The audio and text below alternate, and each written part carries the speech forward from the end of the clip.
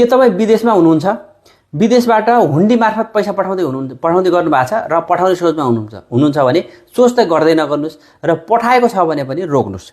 यसले तपाईँ आफूलाई पनि खतरा त हुन्छ र तपाईँको परिवारलाई सुद्धा खतरा हुन्छ, साधारण घरका फ्यामिलीलाई खतरा हुन्छ।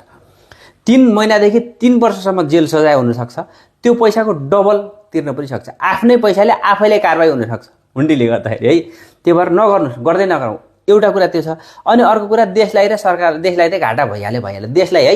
फेरि सरकारलाई भने तपाईँले सरकारदेखि रिस उठिरहेको होला, गाली गर्न मन लाग्यो, त्यस्तो होइन। सरकार सधैँ एकै रहँदैन। त्यही पनि अर्को कुरा हामी गाली चाहिँ गर्ने, अनि हाम्रो जिम्मेवारी के हो त? सरकारले यो गर्यो त्यो गर्यो सबै थाहा छ, तर आफूले गरे के छ? आफ्नो जिम्मेवारी हुँदैन। त्यसले आफ्नो जिम्मेवारी के हुन्छ भने लिगल्ली माध्यमबाट पठाउने। यो हुन्डी भने के हुन्छ भने तपाईँले एकजना मान्छेलाई दिने, त्यो मान्छेले तपाईँको घरमा हालिदिन्छ, त्यो भयो इलिगल भयो। त्यो पैसा यहीँ रहन्छ, तपाईँको पैसा नेपालमा जाँदैन। यदि तपाईँले लिगली मार्फतबाट पठाउनु भयो भने, कुनै आइएमबाट पठाउनु भयो भने, तपाईँको जुनसुकै देशमा हुनुहुन्छ भने पनि तपाईँको पैसा के हुन्छ, नेपाल सरकारकोमा जान्छ, डलर भएर जान्छ। तपाईँले रियल पठाउनु होला, दिरहम पठाउनु होला, विभिन्न जे पनि युरो पाउन्ड जे पनि पठाउँदा पनि त्यो अथवा डलर युरो भएर नेपाल राष्ट्र बैङ्कमा नेपालमा जान्छ।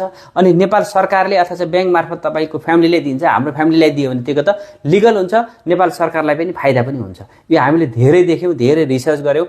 हुन्डीबाट मान्छेले धेरै पठाइरहेका छन् र नेपाल सरकारले पनि एकदमै धेरै ठुलो